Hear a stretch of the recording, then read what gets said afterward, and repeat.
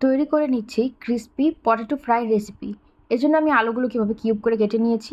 এখন আমি একটা বাটিতে কিছুটা পরিমাণ ময়দা নিয়ে এতে সামান্য পরিমাণ গোলমরিচ গুঁড়ো, রঙের জন্য দিয়ে দিব লাল মরিচ গুঁড়ো এবং কিছুটা পরিমাণ চাট মশলা আর স্বাদ মতো লবণ।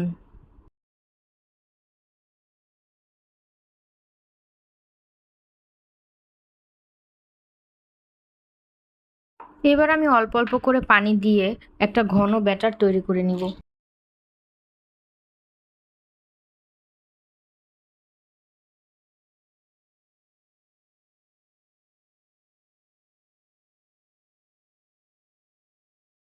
অন্যদিকে একটি প্লেটে 1 কাপ পরিমাণ ময়দা নিয়ে ময়দাটিকে প্লেটের মধ্যে স্প্রেড করে দিব।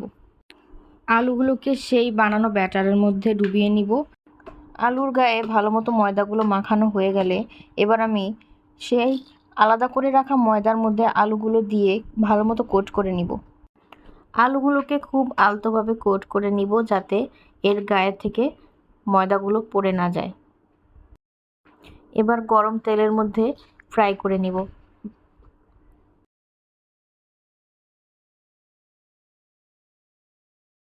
তৈরি হয়ে গেল আমার পটেটো ফ্রাই রেসিপি। কি দেখতে একদম চিকেন ফ্রাইয়ের মতো লাগছে, তাই না?